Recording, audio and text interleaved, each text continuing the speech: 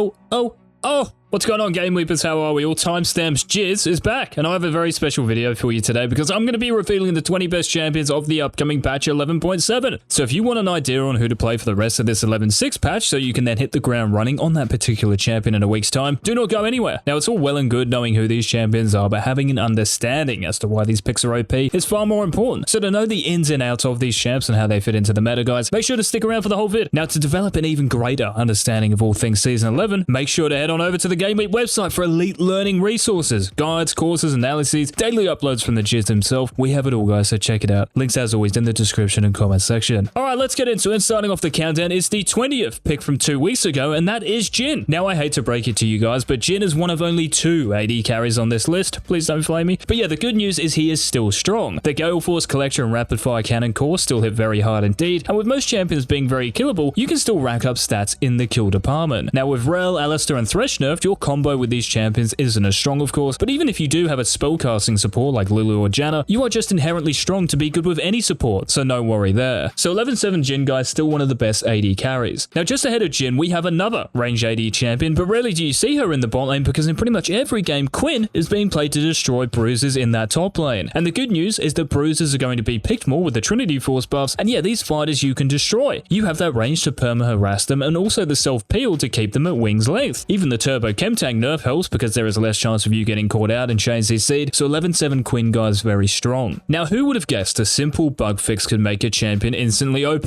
Well, I swear every bug fix does this, but in 11.6, guys, right bug fix Daisy, making Ivern once again one of the premier junglers and champions going around. And before you say, Ivern is getting nerfed, Jizz, WDYM, bro, your E's burst damage, does that really matter? No. With damage being as high as it is, the fact you can keep your team's damage dealers alive for longer and peel them as well as anyone is invaluable. And there's a reason the Vayne has a 54% win rate in high elo, guys. He's OP. Alright, so we just had Quinn. Well, how about another top laner who will continue to be feasting on the Rift? And that's Cho'Gath. Now, Cho has dropped a few places since our last Top Champions video, and that's because of the Trinity Force buffs. So champions that can make you wish you were sent back to the void, like Aurelia, Camille, Wukong, yeah, these lanes are even harder to get out of. But the positives for Cho'Gath are these guys. You're easy to play and carry on. You can stifle these hard lanes by rushing a Bramble Vest, and you scale as well as anyone. With Frostbite Gauntlet still costing 2,800 gold, you can get to your first item spike faster than pretty much every other top laner, and even the Chemtang nerf makes you one of the most preferred tanks simply because you don't build it. So Cho'Gath in 11.7, guys, still right up there. Now, another champion who has been making more noise recently is coming in at number 16. So if you're a fan of sending shurikens to other planets, you'll be pleased to know Zed will be strong again in 11.7. Now, Lord Dominic's Regards is copping a little nerf, that's true, but Cyrilda's Grudge is costing 200 less gold, and this item is super useful on Zed, so a worthy trade. Now, remember that Seeker's Arm Guard nerf from last patch? Yeah, this item is the same, so mages have a lot harder time dealing with you in the laning phase, and the fact that lethality is strong in general is an advantage in itself. A level 6 serrated Dirk Zed, is there anything as scary? Well, if you're a Zed player, you might find this next champion scary, and she has been one of the best mid laners and champions in the game since the start of Season 11. So coming in at number 15, guys, is Diana, who still has one of the highest win rates across the board. And why is that? Well, ever since Riot buffed the AP and Night Harvester in 11.1, you have been hitting harder, and with magic resist items sucking in general, you can one-shot pretty much anyone. Just ban Aurelia. Now, ahead of Diana, guys, is another champion beginning with D, and he resides in the top lane as one of the top juggernauts on the Rift. He is a lot of people's most hated champion, but also a lot of people's favorite champion due to the fact he can stomp lane as well as anyone, and that is Darius. Now, some of you might be wondering why Darius isn't higher on this list. Well, those Trinity Force buffs I raved about already make your tough matchups harder. So think of Wukong, Fiora becomes trickier, and maybe even the buffs to Yorick no longer make him freelo. So in the context of the top lane, yes, a little harder to hard carry, but your power is all still there. Strike Breaker is the same, Gauge is still good, so 11.7 still a good time for guillotining. Now, we're going to stay in the top lane for this next champion, guys. Well, kind of, because one of this being strengths is his ability to play a variety of roles, whether that's top or mid or in the jungle. And this, of course, is Nocturne, who surprisingly has been one of the best Strike Breaker abusers in the game. So much so that Noct players have a 62% win rate in the mid lane and high elo. 62%. That's almost as high as the chance of seeing D-Lift before one of our videos. The buff to your Q and R back in 11.2, guys, and the change to the breaker will all be present in a week's time, as will the Ws. Now, I said there were 2 AD carries on this countdown, right? Well, this is the best, but unfortunately the last one, and that is Vayne. You see, with Kai'Sa and Tristana nerf, guys, and remember, we're talking about only the 20 best champs here, so it's hard to make this list anyway, Vayne becomes the standout AD carry. You see, you are one of the few marksmen in the game who can hold their own against the assassins, mages, and fighters on the Rift. And with AD assassins being as strong as they are and Trinity Force fighters in a better spot, in some games you need a champion like Vayne to be able to duel them. Relying on your teammates to peel you, I mean, in most games they probably forget they have an ADC on their team, so as a solo carry, ADC Vayne is #1 in 11-7. Now, the final champion before we get into the top 10, guys, is another top laner who has been stronger than your support recently. Oh, that was nice, wasn't it? And that is Nasus. Now, you could even put Nasus higher on this list because those Trinity Force users you're going to see more of, well, you have the ultimate counter, a Wither. So if you can survive the early game and get to that level 9 spike, you are ready to unleash the cane. Ever since Riot buffed your Q in 10.25, the dog has had one of the highest win rates out of all the top laners, and nothing will change next patch, guys. It's kind of funny as well because Nasus has been picked in pro games recently too. He's that strong. Right, we are now into the top 10, and if you're enjoying these countdown videos, make sure to let us know by liking the videos, especially if you want to see those timestamps continuing. So number 10 is a champion getting buffed in 11-7. Now, she doesn't have a 62% win rate like Nocturne, but it is 56% in that mid lane. So if you want victories next patch, guys, pick Lissandra. Your Q's damage is up 10 at all ranks, which is nice for the early game, a bit more harass, and the popularity of assassins and melee champions like Yasuo and Yone increase your value because you can nullify their threat. Now, Everfrost, your go-to mythic, is getting nerfed, that's right, so you're losing damage and the cooldown is increasing by 10 seconds, but the fact that cast time is the same makes it well worth investing in still. So one of the best mid laners and champions next patch, guys, is Liss. Now, we're staying in the mid lane for number 9 on the countdown, guys, and this is one of the best AD assassins at the moment, Talon. The buff to the grudge means you can get to this item spike quicker, and like Zed, the fact that lethality is so strong and snowbally at the moment pushes you into that top tier. We also can't forget the 11-4 buffs to your Rake that improved your wave clear, harass, and ability to roam as a result. Same with the Serpent's Fang buff in 11-5 that empowered your kit to shred through all the shields in the game. And we might see more of these with some of the hard engaging supports nerfed, so those Enchantresses will see a bit more action. 11-7 Talon, guys, for sure one of the best 1v9ers. Now, since the Stridebreaker changes, this champion has been crab walking his way to the highest win rate in the game. That's right, Urgot is the best champion according to the win-loss percentage, and that's because with Titanic Hydra and Stridebreaker, you are near impossible to deal with. The on-hit with Titanic's cleave passive gives your W a lot of damage, and you max this first, by the way, and then the stickiness you get with Stridebreaker's active that fixes your big weakness of getting kited, well, both of these are huge. Admittedly, it will be a little trickier with Trinity Force buffs, but on the whole, Urgot is one of the best 11-7 champions you can pick. Alright, so let's say you're sick of playing against AD bruisers and fighters and want to take them out of the game. Well, here's your answer. Malphite. Build a Bramble Vest right off the bat and no one can touch you guys. Well, it's not that simple, of course. You have to manage your mana in the early game and trade carefully with champions like Darius, but after that, you are literally an unstoppable force. Just ask anyone in Bronze or Silver. Whether you choose Frostfire Gauntlet or the 11-6 buff Sunfire Aegis, you are always going to positively impact a game, so consider locking in the Malphite in 11-7. Now, this next champion is copying an indirect nerf this patch, but an indirect buff at the same time. So for Fiora, guys, 11-7 is carrying mixed feelings. Essence Reaver is getting nerfed. It's costing 100 less gold, but losing 10 AD, so though you get to this spike quicker, it's much less of a spike. And on the flip side, your old mythic of choice Trinity Force is getting buffed. It's giving you 5 more AD, passive stacking on towers, and a much better mythic passive. But you don't get any mana, so you can run Oom very quickly, meaning you will have to build a mana Moonade so you don't run out of the blue stuff, and it still doesn't give that much AD. Compare this to the Shield Bow build at the moment, which gives 55 AD. That's almost double the amount. So no doubt, Fiora will be strong, especially if you're opting for a split push playstyle, but will she be stronger? Now, I know 5 champions who will be stronger than Fiora next patch, guys, and as we get into the 11-7 top 5, if you want to perfect, if you want to master any of the champions we've been through, then there's one destination, GameLeap.com. From a coach who has helped countless students climb to division and tier climbs, I am uploading a video every single day for our subscribers and throwing the rest of our challenger tier content freshly made so you can smash it in season 11. There's no way you don't improve with our help, so get signed up, links down below. Now, kicking off the top 5, guys, we have another AD assassin, but this one's a jungler. So if you want to nuke your way to wins in 11-7, the unseen threat is the deadliest. So Kha'Zix next patch, guys, one of the best. The buff to Serylda's Grudge is a big positive because attaining this faster means you can deal with the enemy bruisers and tanks faster, and I think it's common knowledge by now that Bugsplat has had one of the highest untouched win rates throughout season 11, so if you want to play and win on a champion, Kha'Zix is the champion to do it on because the balanced team loves him. The zero counterplay to your Invis and Dustblade makes you particularly frustrating to play against, and the damage you dish out is insane. So for all you junglers out there, lock in Kha'Zix. Now, can you believe it? We have another AD assassin, guys, coming in at number 4 on our countdown, and for Qiyana, 11-7 is going to be another banger. With Serylda's Grudge down in price, and I don't know how many times I've said that in this video, your Grudge spike comes around sooner, and the 11-6 nerf to Seeker's Arm Guard and therefore mages isn't getting reverted or anything, so mid lane is still a paradise. Not to mention the huge buffs you got in 11.5 to your W and R. She takes a bit of time to master for sure, but there's a reason why Qiyana is one of the best one-trick champions out of everyone. She's busted. So who can be better than Qiyana? Well, I've got 3 champions here that are going to be the game's biggest powerhouses come 11.7. And the first is Yorick. And I haven't mentioned Yorick in any of our countdown videos until this one, so shout out to all you grave diggers. The buffs and bug fixes coming in a week's time are nuts, and the ones that stand out the most for me are the E changes. So your Mistwalkers will draw tower aggro now, and you won't when they attack, and they will also attack as they leap to an enemy champion, which is big because that's a Conqueror stack, a Black Cleaver stack, and then the R fix whereby enemy towers will prioritize your maiden last, so you can get an enemy tower without losing your maiden. Now the Butter Trinity Force is also legit because you are one of the best split pushers in the game anyway, so to have this playstyle enhanced, 11.7 is unreal for Yorick. I know lots of you Yorick mains can't wait to get into next patch, so get the freelo guys before Riot nerf you, and then forget about you for a year. Now I hate to be repetitive guys, I really do, but the meta decides who the best champions are. The Jizz doesn't, and there is no doubt that Wukong is going to be one of the best 2 picks. He has one of the highest win rates in the entire game right now, and has had the highest win rate, I mean one of them, for ages, and with the new Trinity Force, who's saying this won't improve? You also do incredibly well into bruisers and fighters who you see in most games because of your tanky passive and outplay potential, and because you can choose between a few mythics, this is also a big benefit of locking in the Monkey King. Divine Sundera, Gore Drinker, and now a buff TF, so good. Now the number 1 champion of 11.7 guys, and I know some of you are going to be fuming because we've seen so much of this champion this season, we'll get ready to see more of her. The only reason, but it's the biggest reason of all, that this champion is at the top of the pile is because she will benefit the most from the Trinity Force buffs. Giving up attack speed for more damage and more rounded stats is crazy good, and your split pushing is going to be off chops with the 3-fold strike passive now triggering on towers. I don't think there is going to be a bigger mythic power spike in the game, and as we all know, these items determine, for the most part, whether a champion is good or not, so 11.7's number 1 guys is Camille. Now I want to hear your thoughts on our list, and actually tell me your list down in the comments. Who are your top 20 champions of 11.7? Now before leaving guys, make sure to hit that subscribe button and the bell so you don't miss tomorrow's upload, and until then, this has been Coach.